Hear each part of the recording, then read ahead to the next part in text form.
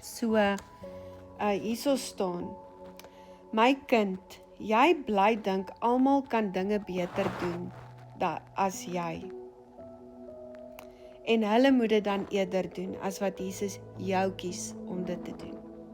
Jy wil bly terugkyk na veiligheid, soos wat Petrus gedoen het, na Jesus verraai het, verloon het, toe hy Jesus rejected eintlik maar, toe het hy 'n visserman weer geword.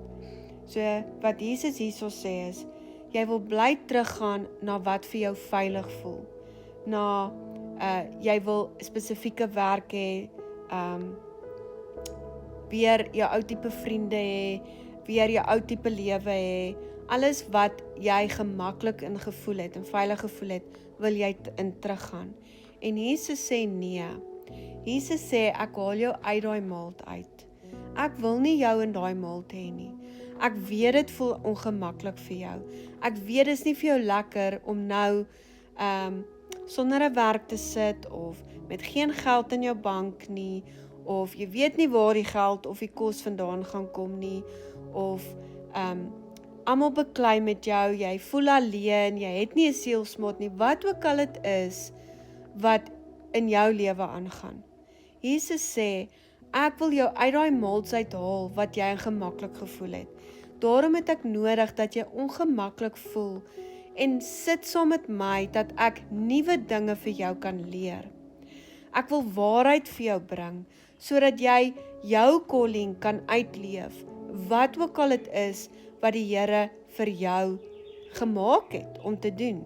Of dit nou is om voor mense te praat, of dit is om designs te maak, graphic designing, of dit nou is om 'n waitress te wees, of dit nou is om 'n baas van iemand te wees wat 'n leier is, wat ook al dit is jy gemaak om Jesus se boodskap oor te bring op 'n manier wat daai mense moet verstaan.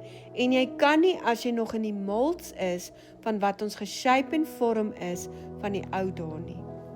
En saam met dit sê Jesus, ek het jou geroep vir soveel meer. Ek sal jou lei elke tree, elke stap. Don't get overwhelmed. Ek vat jou back to basics. Vir jare was mense jou manufacturer. Nou is dit my beurt. En laat hom toe om dit te doen.